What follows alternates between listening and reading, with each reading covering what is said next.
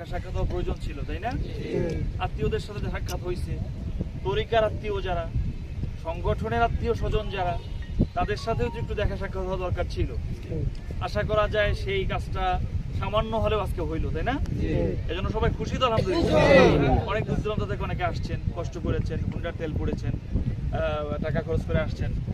আমরা আসলে গতানুগতিক ভাবি কিছুই দিতে পারবো না হয়তোবা, কিন্তু আমাদের মধ্যে পারস্পরিক যে এই দেখা সাক্ষাৎ, এই ভালোবাসা মহব্বতের বিনিময় আদান প্রদান, এটাই আমাদেরকে অনেকটা এগিয়ে দেবে, নাকি ইনশাআল্লাহ?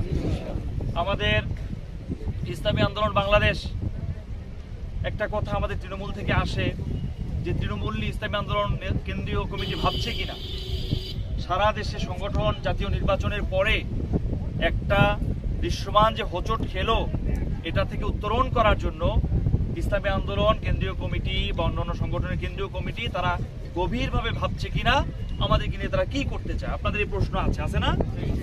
দেখেন, আসলে যার যত বড় মাথা তার তত বড় ব্যথা। আমাদের কারো কি এটা মনে হয় যে আমাদের আমিরুল মুজাহিদিন, পীর সাহেব চরমনাই, শাইখে চরমনাই, আমাদের সিনিয়র নেতৃবৃন্দ, আমাদের চেয়ে তাদের ব্যথা বা তাদের ক্ষত বা তাদের চিন্তা আমাদের কারো চেয়ে কম? এটা কি মনে হয়? আমাদের কি কখনো মনে হয় যে আমাদেরকে ভুলের উপরে ছেড়ে দিয়ে, আমাদেরকে ধ্বংসের মধ্যে ছেড়ে দিয়ে আমাদেরকে রেখে চলে যাবেন? এমন মনে হয়? আমাদের উপরে সেই বিশ্বাস এবং আস্থা আছে কি না? যদি থেকে থাকে তাহলে আপনাদের জন্য এই বার্তা যে আসলে ইসলামী আন্দোলন বাংলাদেশ সহ সকল সংগঠনের কেন্দ্রীয় কমিটি আবার নতুন ভাবে সংগঠনকে কিভাবে জাগ্রত করা যায়, কর্মীদেরকে কিভাবে চাঙ্গা রাখা যায়, সেই কেন্দ্রিক কর্মসূচি তারা প্রণয়ন করছে। বলি আলহামদুলিল্লাহ। আমরা এর মধ্যে কয়েক দফা, বিগত ঈদের পর থেকে ঈদ পর্যন্ত কয়েক দফা বৈঠক ইসলামী আন্দোলন কেন্দ্রীয় কমিটি সহ অন্যান্যদের সাথে হয়ে গেছে যে আসলে আমরা কি চাইতেছি। আমাদের বেশ কিছু কর্মসূচি সেখানে আসছে। আগামী 10 বছরের অর্থাৎ এক যুগের একটা পরিকল্পনা হাতে নেওয়া হয়েছে।